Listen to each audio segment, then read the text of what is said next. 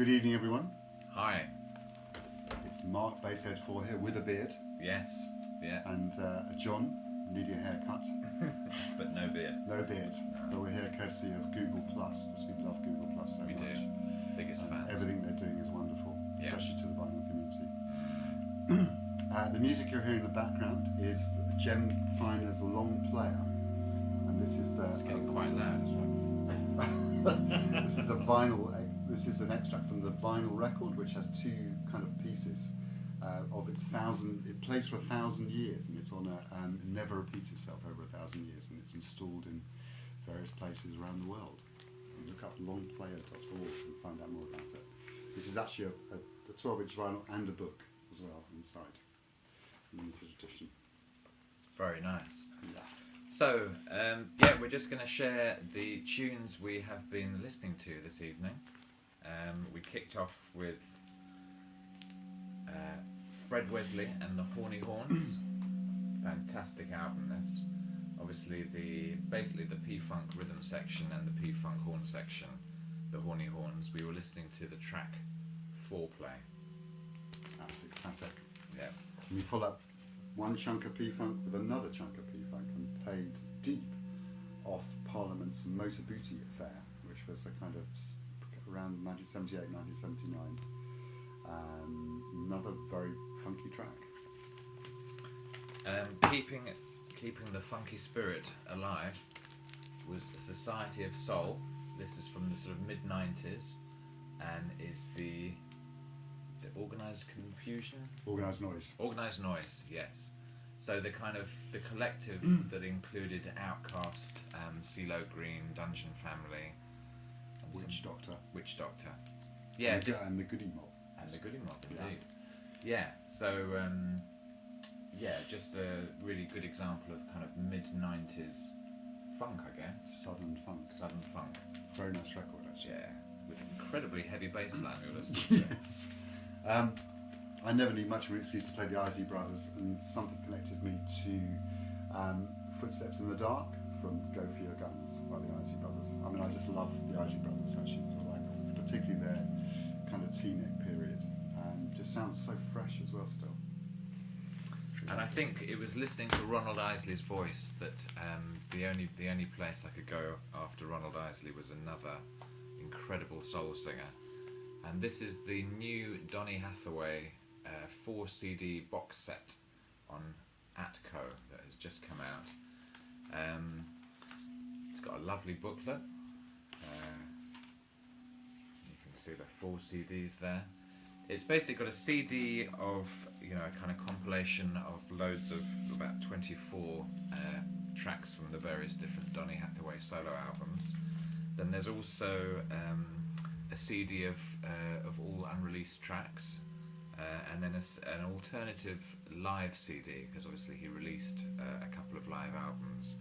So a whole CD live at the bitter end with different versions, What's Going On, Sack Full of Dreams, The Ghetto, but equally great versions. And then a 4th CD which is all collaborations with Roberta Flack.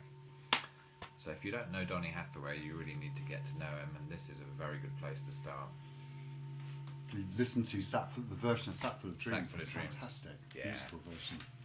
Yeah. From one classic soul voice to another one, we went for Mr. Bobby Womack, who I think has already made a couple of appearances on our vids, and listened to the track called "If You Want My Love, Put Something Down on It." This is kind of mid-period, I guess. Bobby, when he was still on United Artists. Good stuff. Very nice. And we went from there to an instrumental track off this Patrice Russian album, Straight From The Heart. The instrumental was called Number One, and we were just saying it was like a classic bit of what we called in the UK in the late 70s, early 80s jazz funk. Definitely. I'm not quite sure I got to the next track, but I got into the whole thing a few weeks ago of listening. I've not been able to listen to much vinyl recently, so I've been listening to my iPod quite a lot, doing lots of travelling and so forth. And I started listening to all the Prince albums that were not meant to be very good. or at least I didn't think I liked, and ended up listening to Graffiti Bridge, which I hadn't heard for quite a long time, and the incredible track which is called Joy and Repetition, of which there's an amazing live version of on the One Night Alone box set. Amazing version. This is a great version. Great, actually. It's actually a great album. What I did find out was that all the Prince albums I thought I didn't like are really, really good, and I do like them.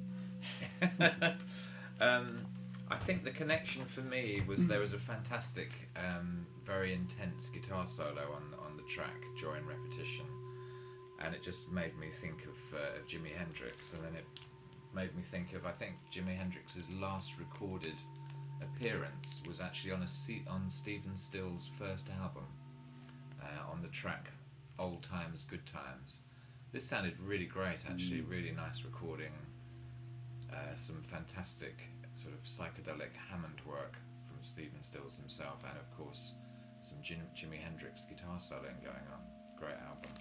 It sounded very good indeed. I then another thing I've discovered recently was listening to Steve Winwood's second solo album, wasn't it? Yeah. Which is called Ark of the Diver.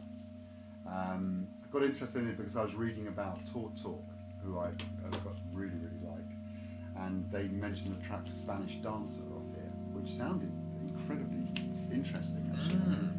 He played virtually everything on the record himself, used lots of synths and lots of I suppose very, very early drum programming, I guess, from the late 70s, early 80s. Even a kind of sort of acidy synth sound I was hearing on this track. Yeah. Definitely worth a re-listen or listen for the first time if you don't know the album. Vaguely kind of krautrockish in places as well. Anyways, that's Stevie Winwood's second album, Ark of the Diver. So Steve Winwood for me is one of the great UK, I guess you could call him a blue-eyed soul singer, or just a great soul singer. And another great UK soul singer is this guy, who you may or may well not know, Jess Rhodes, and this is his self-titled solo album from 1974, and we were listening to the track On Broadway. This album was recorded half in New Orleans and half in the UK, and it's produced by Alan Toussaint, and on many of the tracks the Meters are the backing band. But the On Broadway sounded fantastic. And the rest of it was produced by Chris Blackwell. Chris Blackwell, yeah.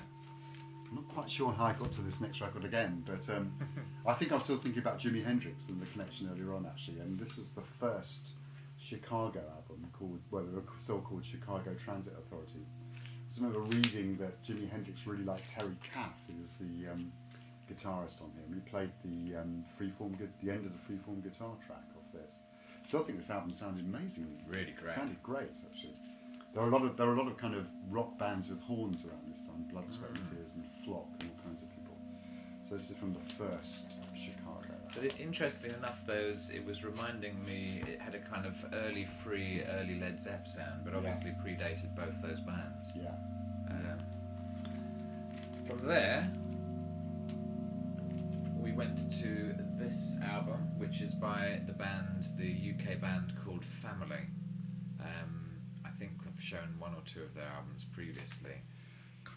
This is called Fearless, which is a good title for an album that doesn't really sit comfortably with any particular type of genre. And the track we listened to in particular was very odd. Very odd, yes. What was it called? It was called, what was it called? It was called Laugh and Sing. Yeah. And sort of had kind of barbershop harmonies and very nice wah-wah guitar and kind of quite strange falsetto lead vocals. Yeah. Which is very uncharacteristic of the sandpaper voice of Roger Chapman, the lead singer. Yeah. But Polly Palmer is a vibes player who was one of the band, I think, alongside John Wetton. But yeah, Family, worth investigating. John Wetton, of course, who went on to join the classic lineup of King Crimson. That's with right. Bill Bruford and co. Yeah.